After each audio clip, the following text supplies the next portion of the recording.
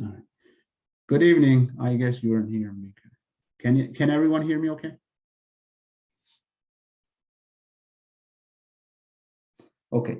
So this is what I'm gonna do. Today is the open house. So I'm not gonna start lectures today. But I'm gonna introduce myself and then introduce the class we're gonna have this semester. And then I'm gonna a little bit talk about physics in general, not the mechanics we are gonna see this semester, just to give you a bit of motivation. And then I'm gonna see if you guys have any questions or something, and then we're gonna, I think, end it there today.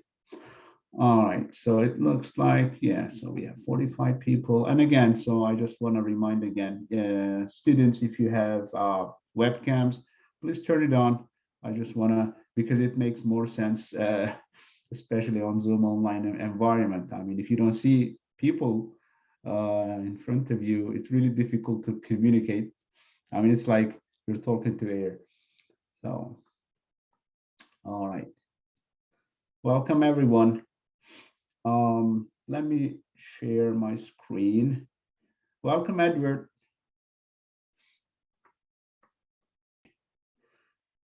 So it's momentum learning, introduction to physics. This is all about mechanics, the first part of the physics, AP physics class. My name is Ibrahim Albayrak. I have a PhD in experimental nuclear physics. I'm doing my experimental nuclear physics research mainly at Jefferson Lab in Virginia.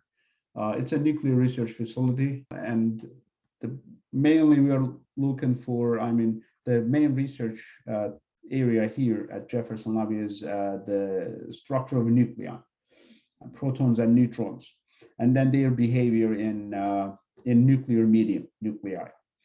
So that's basically what Jefferson Lab is for.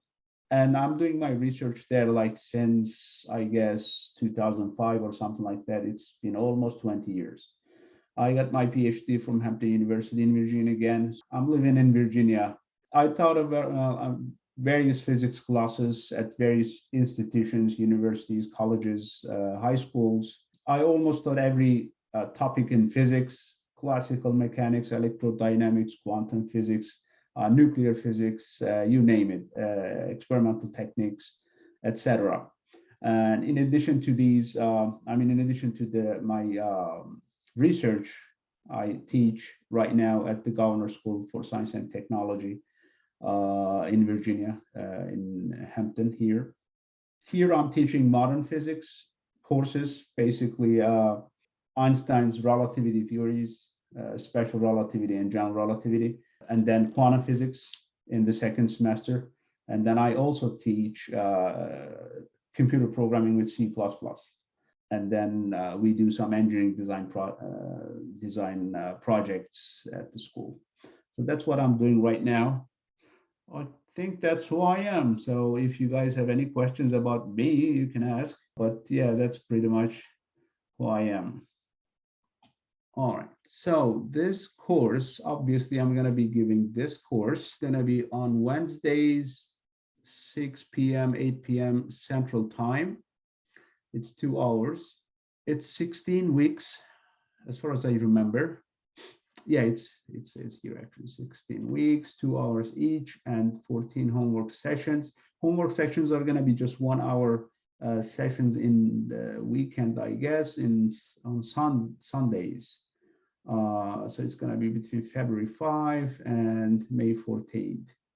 So homework sessions are just office hours. You can ask me your questions, places you're stuck, so we can solve things together.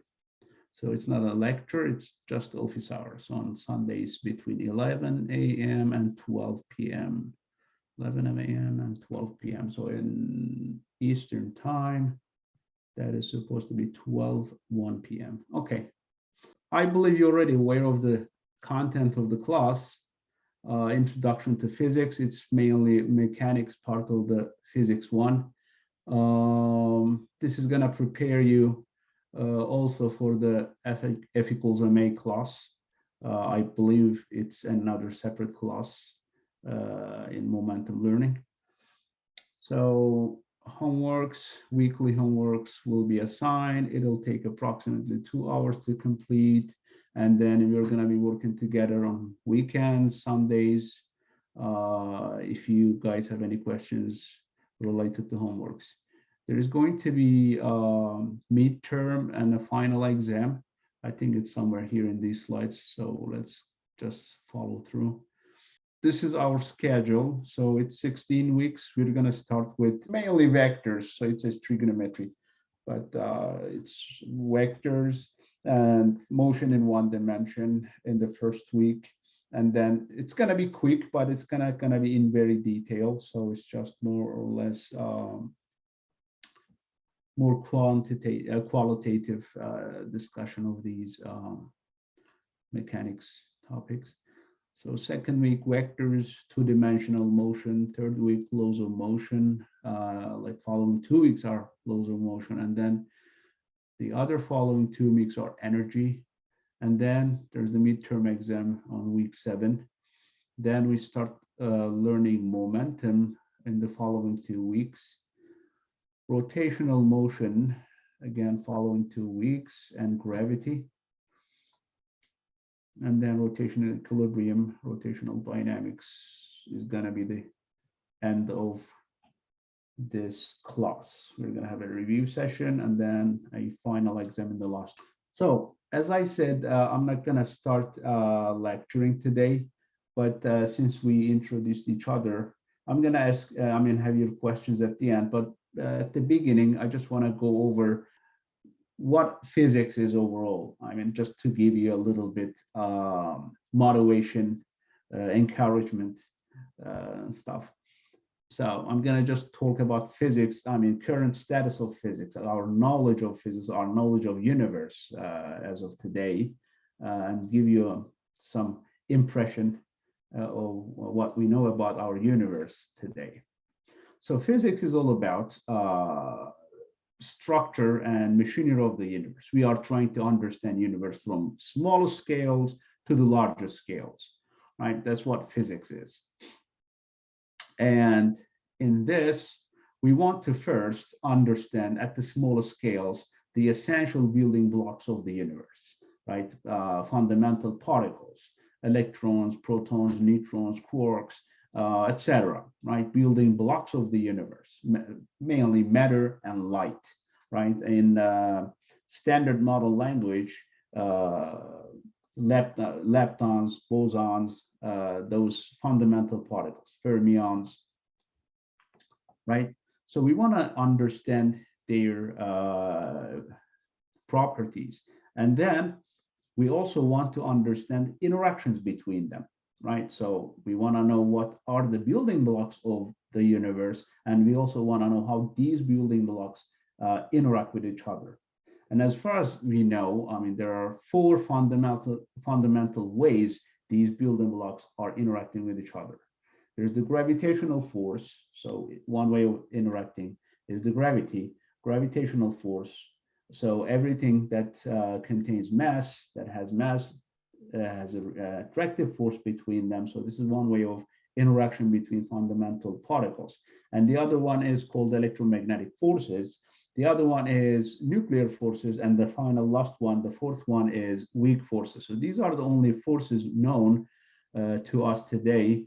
Every fundamental particle in the universe interacts with each other. So as of yet, we don't know any other type of interaction. And finally, we also want to know the structure of space. When I say structure of space, I mean the geometry of space and time and the evolution of the universe. We want to understand also the whole universe. So the stuff I just was talking about before, it was small scales, like building blocks of the universe. Now, we also want to know how the universe behaves, how the universe works at large scales or as a whole, right? So this is all physics, right? And as you can see, it's very wide area. And so the universe we know, I mean, we know we are living in a universe, but is there one universe or multiple universes? We never know. I mean, we may never know. But the universe we know is we call it observable universe because we know universe by observing it. So there may be an unobservable universe which we can never know because we can never receive any information from that part of the universe. So we can only we are confined in a part of the universe that we can know. We call it observable universe, right? So it's a limited region of the universe, but universe is not, I mean, the whole universe is not the universe we see. There's the horizon, and then there's the universe behind the horizon. So we can never know what's going on beyond that limit. So when we say universe, most of the time, I mean, when scientists say universe, most of the time we're talking about observable universe. And keep in mind that there may be an unobservable universe. I mean, there is an unobservable universe because we can know the universe, we can know stars, galaxies when we receive light from them. But there's parts, distant parts of the universe that we can never receive light. They're so far away. So we can never know that part of the universe. So when we say universe, we are only talking about observable universe, and we don't know how big is the part of the universe beyond the observable limits, right? So that's one thing I want you to keep in mind. We are only talking about observable universe. And of the observable universe, we know only 5% of it. 5% of the observable universe. So 95% of the observable universe is unknown. We don't know what makes the 95% of the observable universe, the universe that we can reach using our telescopes and machines, but we don't understand. I mean, let's put it that way. We don't understand 95% of the universe. So going back one step, right? There's the whole universe. And again, there may be other universes we don't know or we can never know. So forget about those other universes. This universe we live in, we can only know the observable part of it. And of the observable part, we can only know 5% of it, right? There's the 95% of the observable universe we don't know. So that means 95% of the observable universe we don't understand yet. So all the physics theories we use today, I mean, relativity theories, Einstein's relativity theories, quantum physics, classical mechanics, thermodynamics, you name it, quantum electrodynamics, quantum chromodynamics, all these theories explain this 5% of the universe. The 95% of the universe we still don't understand. All right. So I'm trying to give you a humble picture of the physics knowledge we have or scientific knowledge of the universe we have today. So what are these? I mean, how do I know? How do we know? We know only 5% and we don't understand 95% of the universe. If we don't know, then how do we know? We don't know, right? So let's talk about that a little bit. So ordinary matter. So when I say we know only 5% of the universe, we know that it's composed of ordinary matter. Ordinary matter means the matter that is composed of atoms and molecules, like stars, planets, galaxies, those stuff we can see in the sky. That's 5%.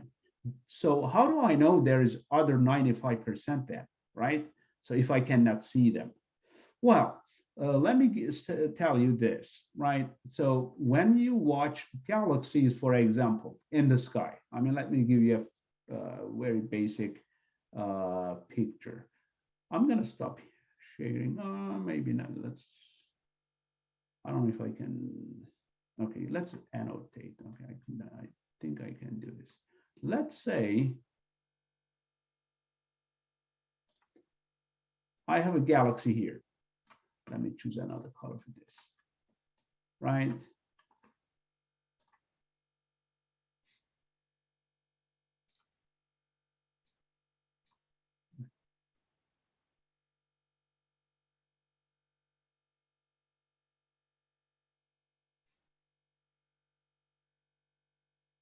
think this is gonna be better. So let's say I have a galaxy here. It's not a nice galaxy, but it's okay galaxy. So, and let's say it's moving. I mean, you're watching it through the telescope and it moves straight, right? And then there is no, matter distribution, a nearby galaxy or something. So normally you expect it to go straight, right? It's moving in space. And then you observe that it suddenly deviates its path. It's deflected. And you don't see any cause for this. I mean, you don't see any observable matter, any other galaxies that would change its path. So what would you say in this case, right? You say there must be something here that has gravity so that it pulls this in that direction. It pulls the galaxy that's moving, observable galaxy that's moving there towards it. But this something here is not visible. Otherwise, we would see it, right? It's not ordinary matter because ordinary matter always emit light, right? If it's ordinary matter, if it's composed of atoms and molecules and stuff, it emits light. So we should be able to see it. So we don't see anything here, right? But this galaxy, when it moves, it changes its path. So there must be something here that caused this galaxy to change its path, right? It pulls it this way. So whatever this is here, right, it must have gravity. It must have gravity. But it also is not a form of matter that we know of. It's not composed of atoms and molecules. It's something different. The only thing it has is gravitational attraction. That's the only thing we know about it because it pulls this galaxy, right? But other than that, we don't know anything about it. So that's one of the indications. When you watch galaxies in sky, and also when you watch stars in galaxies, for example, in our own galaxy, right? When you watch stars, the motion of stars, the path of stars are peculiar. So they indicate that there must be a huge amount of this invisible matter here, right? So that matter we call, probably most of you guys have heard it, we call it dark matter. So it's 27% of the universe, 27% of the total energy content of the universe is called dark matter. So it's huge. I mean, it's 5 times the observable matter. It's 5 times the whole galaxies and everything observable in the universe. The dark matter is 5 times of that, right? But as you can see, this does, I mean, dark matter and ordinary matter, they don't add up to 100%. So what is the rest of the universe, right? So the rest of the universe is related to the expansion of the universe. So dark matter was related to, I mean, we understand the existence of dark matter from the motion of galaxies and stars, right? From the peculiar motion of galaxies and stars, and then we just deduce that there must be another type of matter that we don't know its form that cause gravity, so we call it dark matter. That is why we call it dark matter, because it's dark. We don't know what that is yet, right? And it's 27%. So what is the rest of the universe, rest of the energy content of the universe, and how do we know that? So this was because of the peculiar motions of galaxies and stars. And then if you look at the universe as a whole, we observe that universe is expanding. Probably you have heard this too, right? So our universe is expanding. Good. The first guy who observed this was called Hubble, and there's this Hubble Space Telescope named after him, right? So Hubble first observed that the universe is expanding. At the time, I mean, before Hubble, even Einstein believed that the universe was static. So at the time, scientists, including Einstein, they believe that the universe is just static. It doesn't change. It's an infinite size, and then God created the universe that way, and it is that way, and it's going to be that way. And then Hubble observed that all the galaxies around us are receding from us. And that's the only explanation of this phenomenon is the expansion of the universe. The universe is expanding. Okay, good. But there's a problem here, right? So universe, especially the observable universe, as we know it, right, is composed of matter, right? All the galaxies, planets, clusters, everything, black holes, even, right? Dark matter. This is matter, and matter it has gravity, and gravity is an attractional force, right? So everything in the universe must be attracting each other.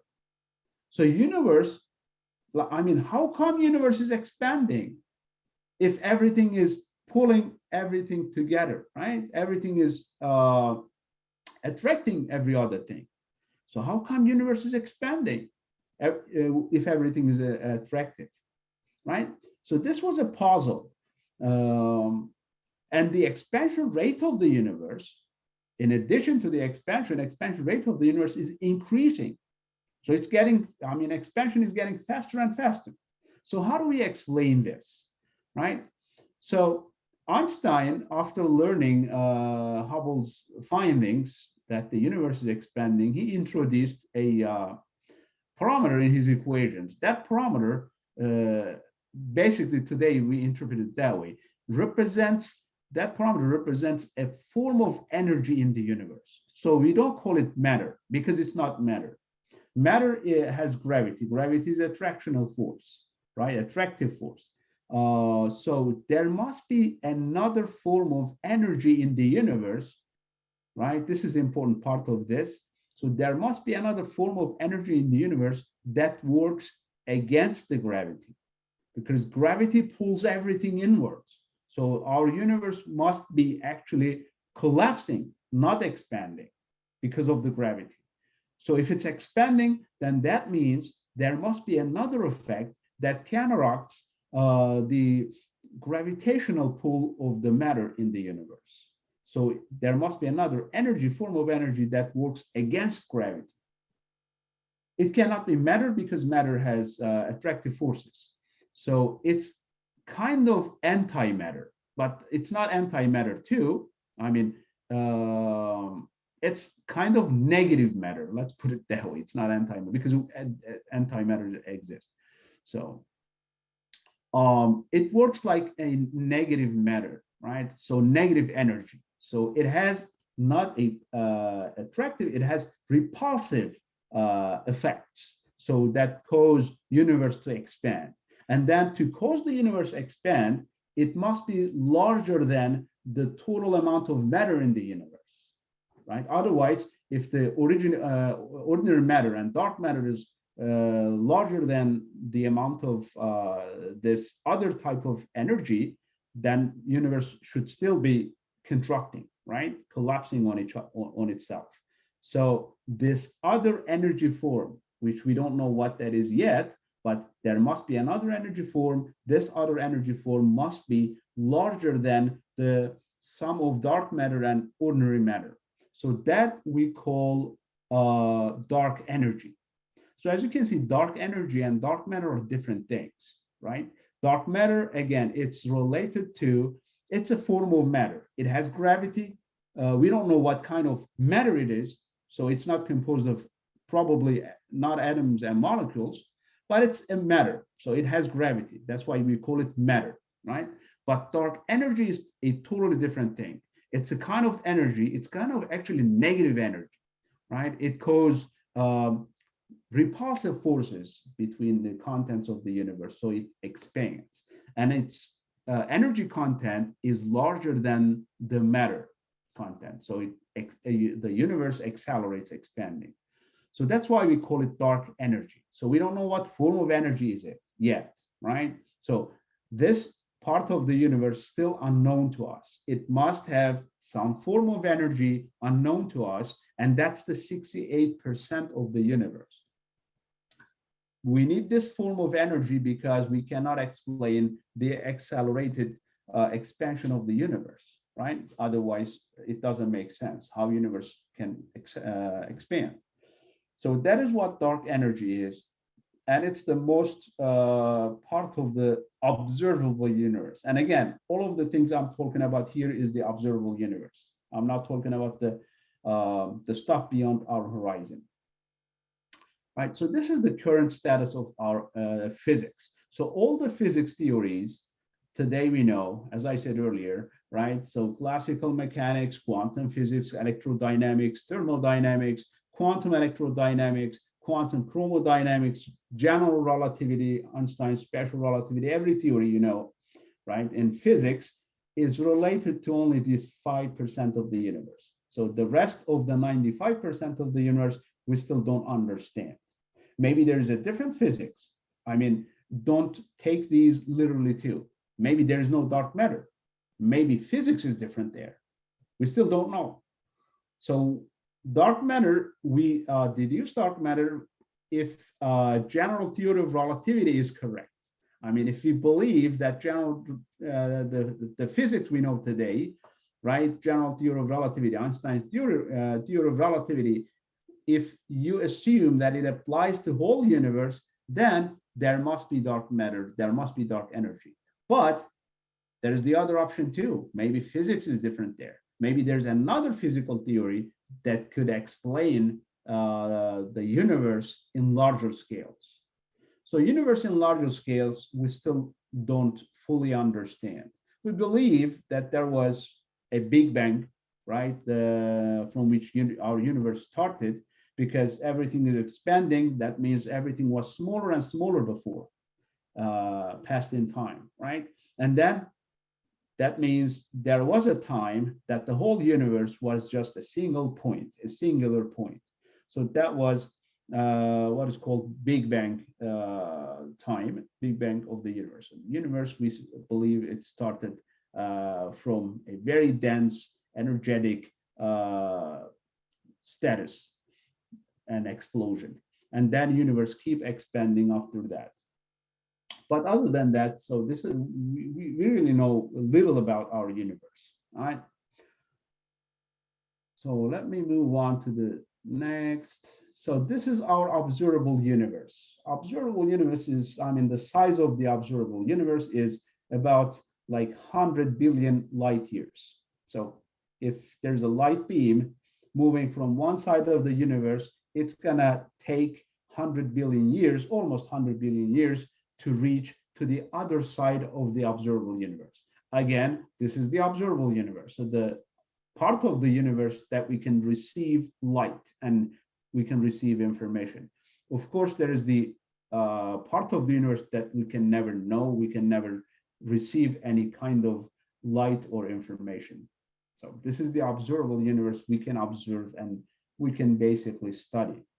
And in this universe, I mean, I'm gonna go from largest scales to the smaller scales. And I'm talking almost half an hour. So if you have any questions, just stop me and ask, okay?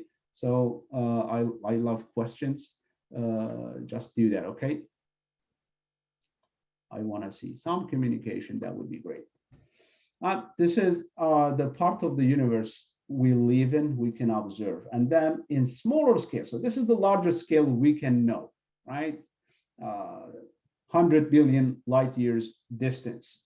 And then in smaller, I mean, there are smaller structures too, like there are guys interested in cosmology. You have heard clusters, superclusters, etc. I'm not gonna go into those. So one smaller scale, I'm just gonna use galaxies, let's say, okay? There are clusters and superclusters, I'm just gonna pass those. So galaxies, and their size is about 30,000 light years. I mean, middle-sized galaxy like ours. And then in galaxies, systems, I mean, planets, stars, right? Planetary systems. So their size is way smaller compared to the universe and compared to the galaxy. So you can compare these numbers actually. So 30,000 light years, and then our solar system is 8.3 light hours. So in the galaxy, we are not even a tiny point, right? And then the next scale is human scale, meters. This is the physics we're gonna learn here. So classical mechanics. And then even smaller scales, we have Molecules, let's say, I mean, you can use other structures like cells, organs, stuff, but okay, let's not go all the details. Molecules, let's say this is the next level of structure we have. So 10 to 8 meters, 10 to negative 8 meters. And then atoms, even smaller scales, 10 to negative 10 meters. So 1 in 10 billion meters. And then even smaller scales, we have fundamental particles, right, making up the atoms, electrons, protons, and neutrons. These are the only particles that make up the universe. All other particles, I mean, you may have heard other types of particles. There are many other particles, but none of them are stable particles. These are the only particles that makes the ordinary matter: electrons, protons, and neutrons, right? These make up atoms, and atoms make up the ordinary matter. And then, I mean, the size of protons and neutrons, these are called nucleons. Their size is 10 to negative 15 meters.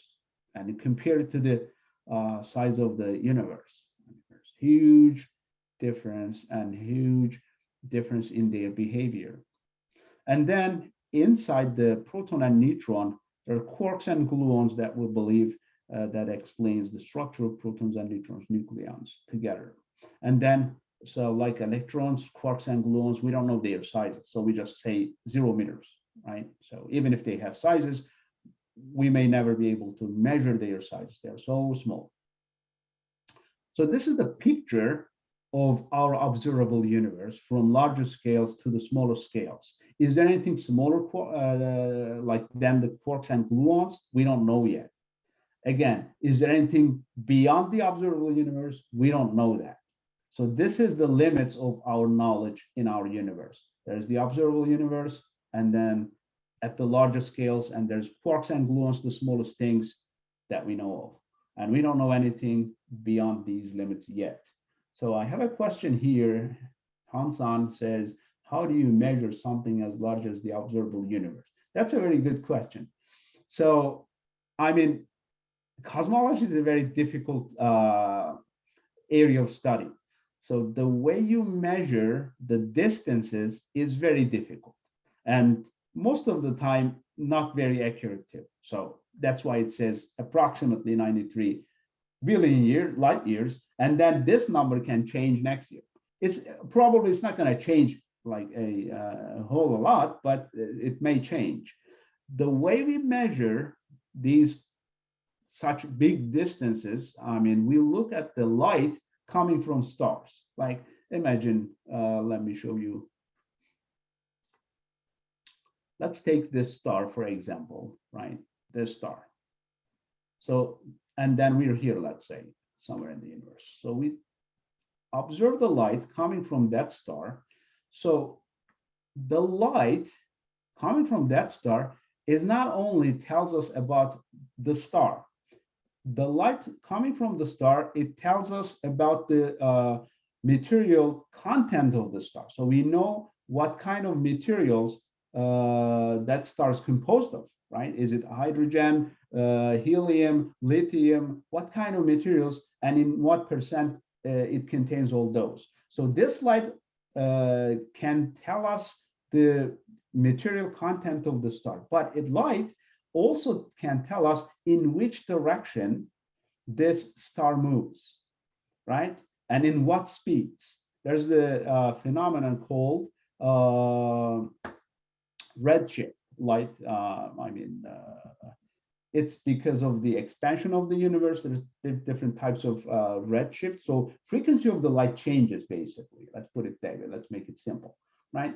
So if you observe a star, if star is moving relative to you, if star is moving away from you, for example, its color changes.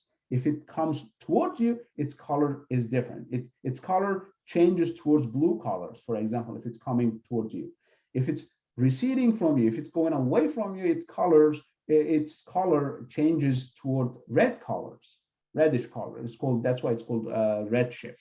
Right? So by looking at the amount of redshift in the color of the star, you can tell how fast it's going. And then if you know how fast it's going, that you can imagine how far away the star is from you, because most of the speed is due to the expansion of the universe, right? All the stars, I mean, you can, if the universe was static, all of the stars, more or less, they're stationary. So biggest part of their motion is because of the expansion of the universe, right? So if you measure the speed of the star by looking at its light, you can tell how fast it's moving, and that speed is going to tell you how far away it is in the universe, because expansion of the universe is different near to you and it's different far away from you, right? So the receding speed is going to tell us how fast stellar objects are moving away from you. So that's, I don't know if I was able to explain, but that's how basically you measure these distances. So the 93 billion years means this is the light coming from the edge of the universe that we can see. I mean, some of those stars or galaxies, basically this is the farthest galaxy, right, to us in one direction. That's basically what it is. So you just measure the distance to a galaxy. I mean, find the farthest galaxy to you. That's the size of the observable universe. If you measure tomorrow, for example, using new telescopes, if you measure a new galaxy that is farther, then you're going to update this number, of course, right? But that's the known observable universe today. Yeah, again, I don't know if that explained the question, but all right. So this is the universe we know today. And then, so let's talk about the theories of the universe we use today to explain. So we don't have one single theory that explains everything, unfortunately. So there are some scientists that are working on that. I mean, combining all the physics into one single theory, but that hasn't been possible yet. There are some candidate theories for that, but so far, different parts of the universe we explain using different physical theories. So at largest scales, we use general theory of relativity. This is Einstein's theory of relativity. It's basically the theory of gravity. It explains the solar system, for example, the gravity. So we assume that it works at largest scales too. That's just an assumption, as I said before, right? So we assume general relativity also works for the whole universe. And if it works, of course, then that's why we deduce the existence of dark matter and dark energy and those kind of stuff. Maybe there is another theory that we still don't know yet that explains the largest scales. So we don't know that yet. But we believe that general relativity is the theory that applies at large scales. The whole universe, galaxies, and then solar system, planet systems. That's where we use general relativity. And then we have, I mean, I say mechanics here, we have Newtonian mechanics, Newtonian physics. We use it in human scale, ordinary scales. We use it also in solar system. So solar system is basically an overlapping region between Newtonian mechanics and general theory of relativity. General theory of relativity, mathematically, it's very, very, very, very difficult to deal with. So as if you can use simpler physics rules like Newtonian physics, we basically use it. So in solar system, most of the time, we use just Newtonian mechanics, unless, I mean, we need very high precision, then we use, in that case, we use general theory of relativity if we need high precision. And then in smaller scales, I mean, molecules and atoms, we use quantum physics. So you cannot use classical mechanics, the rules of mechanics. They don't work. I mean, let's go back to the beginning. General relativity applies in larger scales, but general relativity doesn't explain things in small scales. Right? So the rules are totally different. Quantum physics is a different, it's like a different universe, like a different world, right? Its rules are different. So mechanics rules, it doesn't work in atomic scale. So in atomic scale, we have a different theory that explains things in that scale. But unfortunately, quantum physics also does not explain in ordinary scales, in human scale, in larger scales, like quantum physics is contradictory to general theory of relativity, right? So every theory in physics, they have their own domain of application. You cannot apply general relativity to atoms. You cannot apply quantum physics to solar system, for example. You cannot apply quantum physics to galaxies, for example.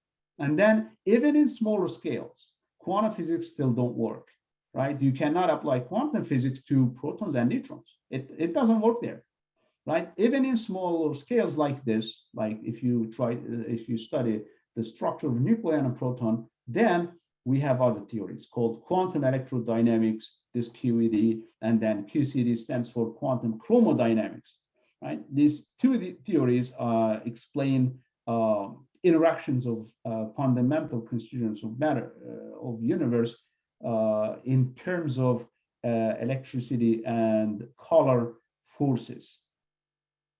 And then in even smaller scales, there are quarks and gluons, and their interactions basically is given by this theory, quantum chromodynamics. Quantum chromodynamics is all about quarks and gluons in smaller scales. And again, these are different theories. Most of the time, they're contradicting theories to each other, so they work only in their own domain of application. So this is the knowledge, I mean, this is the current status of physics. This is our knowledge of the universe today, right? If I want to go back one step, right? So we can only know observable universe, and we can only know 5% of the observable universe, and this is the 5% of the universe. So general relativity, Newtonian mechanics, quantum physics, quantum electrodynamics, quantum chromodynamics, these only explain this 5% of the universe. So that's the introduction, my introduction. I mean, I give this introduction every time I start my lectures in universities too. I hope you guys enjoyed it. Again, let me know if you have any other questions. So I just wanted to give you an impression where we're at in understanding the universe. So here in this class, we are just going to discuss this part of the physics, mechanics in human scale in general. All right. All right, then. If there's nothing else, then thank you very much. I really enjoyed your presence. I hope you're going to have a nice, pleasant semester. But I don't want my lectures be like this. I want more interaction, okay? Just keep that in mind in my normal lectures. Ask questions, join, participate. And have a nice day. Have a nice night.